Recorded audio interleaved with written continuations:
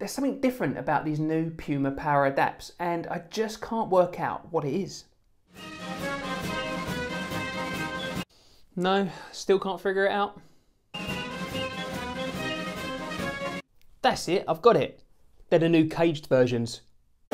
Hi everyone, Kevin here from Golf Guy Reviews, and in today's video we're going to be taking a look at the brand new Puma Ignite PWRADAPT Caged golf shoes. Now these are a spiked golf shoe from Puma, and they are an update on the previous PWRADAPT range. So I'm going to run you through all the changes to these latest versions, and I'm going to let you know what I think of them. If you enjoyed this video, make sure you give it a like, and please subscribe to my channel so you can keep up to date on all the latest reviews of golf shoes, clothing and tech, right here on Golf Guy Reviews. So Puma have gone for a very sporty look and design with the PWRADAPT range, and that's continued with this new caged version. Now clearly these aren't a standard colourway option. This is the Stars and Stripes limited edition version, which were brought out for the last President's Cup. Now personally I think these look really cool and really different, and certainly going to make you stand out on the course.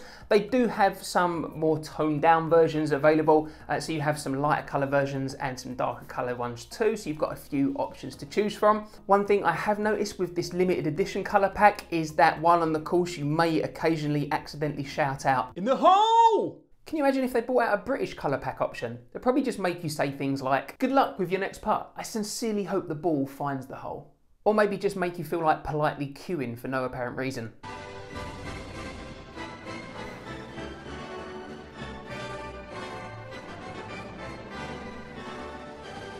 God, we love to queue.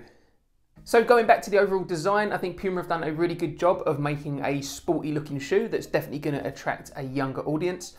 In terms of the construction of the shoe, there's a few different elements that are kind of layered upon each other to make up the PWRADAPT. So first of all, starting from the inside, you've got this kind of booty construction, which you can kind of see and make out here. So the booty kind of is a neoprene style material. It's nice and stretchy, nice and flexible. And you can see here at the heel, it kind of rises up, and so it's going to hug your ankle nice and tightly.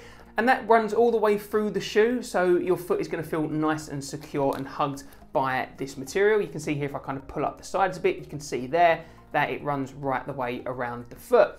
And that runs into the mesh material here, and so you've got a very lightweight thin mesh which is also waterproof, so the shoes do feel very lightweight on the top of your foot. Then for the next layer you've actually got the power frame, so you can see here you've got these very thin pieces of material which are kind of hot melted onto the top of the underside of the shoe, and they get a bit thicker around the edges here, so you can see this second layer there. So you've got the internal booty there, then you've got the second layer there, and that's giving the shoe a little bit more stability around your foot. And then in terms of stability, you've got this brand new element to the PWRADAPT range, and that's this caged part here. So you can see this is a TPU layer, and you can see it sits above the power frame, and you can see it goes round the rear of the shoe there, kind of comes back round on the inside, and you've got another large element of the TPU cage system there on the inside. And so the whole purpose of the cage is that it's really doubling down on the stability of the shoe. How the shoe works is that you tie the laces through that caged part there on the outside, and the laces also go through the second layer, which is the power frame there. And so when you do your laces up, it pulls them nice and tight across the shoe, and it means that your foot is feeling nice and locked in on the midfoot. Now what's also addition to these latest versions of the PWRADAPT is also you've got this heel strap here on the rear, and so when you tie your shoes up, your actual heel of the foot is also connected to the power cage and the power frame, and so it's really just locking your heel in nice and secure on the back of the shoe. Now I've got to say that in terms of the heel area of the shoe, that I do feel that these are very, very comfortable and very, very stable. My foot felt nice and secure while out on the course playing in these shoes. And also, you know, compared to the previous versions, the caged is definitely adding an extra layer of stability to these shoes. Previously, you only had the power frame, and so there was a real focus on the flexibility of the shoe, but now with this external kind of frame that you've got here, you've definitely got a better amount of stability compared to the previous versions. I would say that they still aren't necessarily the most stable shoes that I've ever purchased. So if you're going out of your way to buy the most stable shoes, then there are more stable shoes out there in this midfoot area. So something like the FootJoy Tour X or the Adidas Tour 360 XT. For me personally, I did find they were more stable. However, what I would say is that these are still a good stable shoe. And so you're not necessarily going to have have many problems at all when using these out on the course. So Puma have done a good job there in taking what was a very comfortable shoe in the original PWRADAPT and then increasing the stability of it to give it even more performance out on the course. Just taking a slightly closer look at the shoes as well in regards to some of the design elements.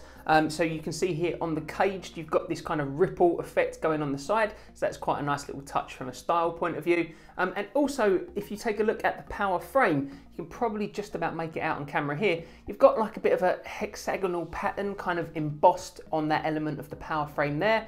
And on the rear of the shoe there, you've got, as I say, the heel counter and the strap running round on the outside. You've also got some interesting little details as well. So you've got a little waterproof banner on the inside of the power frame there. And you've also got on the underside of the shoe, designed in Carlsbad, California, just kind of written right along the side there. Good on you guys in Carlsbad. Thanks for designing the shoe.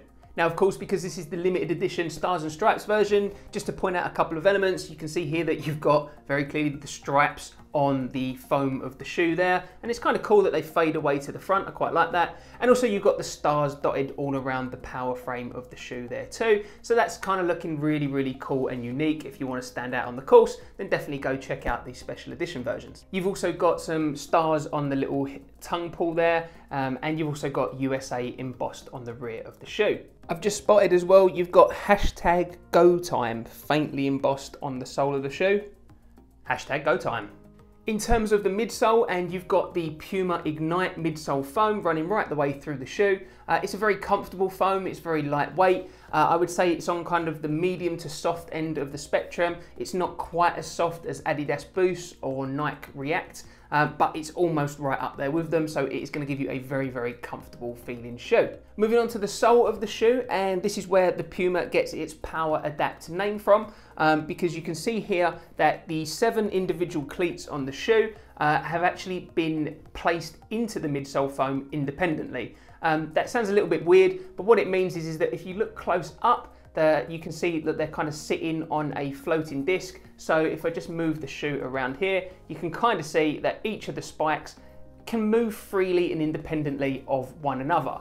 What that means is that when you're on an uneven surface and out on the golf course, the cleats have the best possible chance of giving you maximum traction throughout your swing, because each of them can move independently of each other. They're not rigidly stuck to the sole. Combine that with the TPU studs that you're getting right across the sole of the shoe, and you'll find that you're getting a very, very grippy shoe in the PWRADAPT range.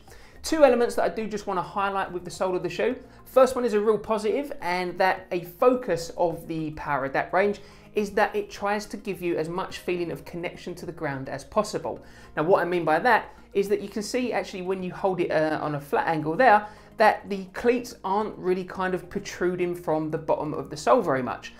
So the whole idea is that the PWRADAPT range will feel like a spikeless casual shoe, even though you're getting the performance of a cleated shoe.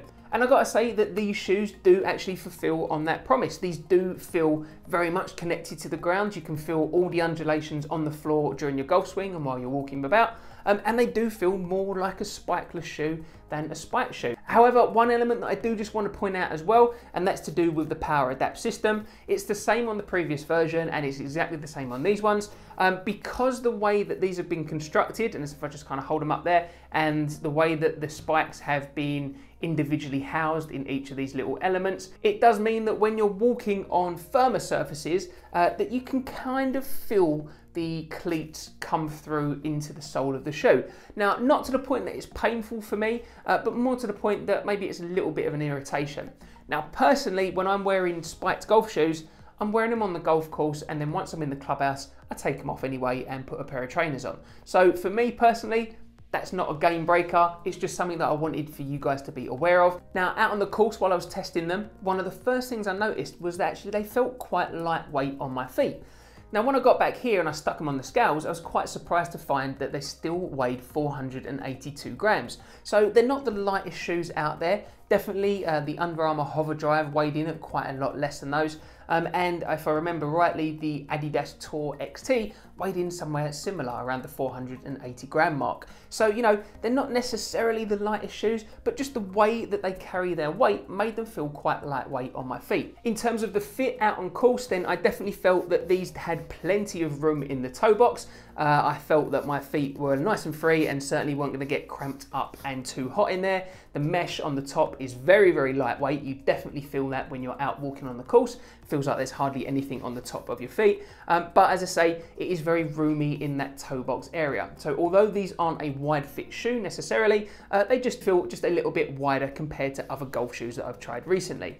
Now, that's not necessarily something to be concerned with, but I did find that I had to tie the shoes quite tight in order to get the level of stability that I really wanted from the shoes. So if you've got a wider fit foot, then definitely these could be a pair of shoes that you want to look into, because they don't look overly wide. They're not specifically developed as a wide fit shoe, but they felt that they had a lot of room in that toe box and forefoot area. One other thing that I did want to highlight in terms of the way that these shoes fit my feet, and that is that they didn't necessarily have the greatest amount of arch support.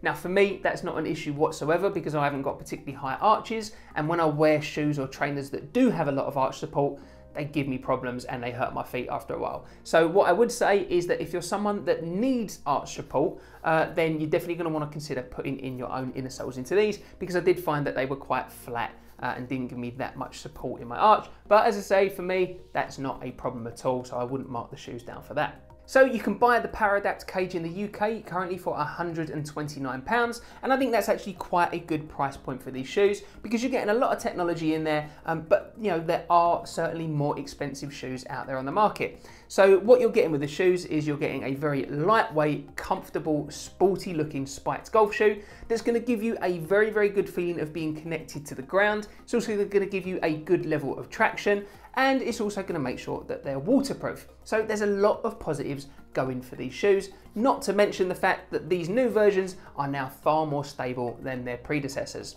Let me know down in the comments what you think and whether you'd like to game these shoes. If you enjoyed this video, hit that like button and make sure you subscribe to my channel so you can keep up to date on all my latest reviews of golf shoes, clothing and tech right here on Golf Guy Reviews.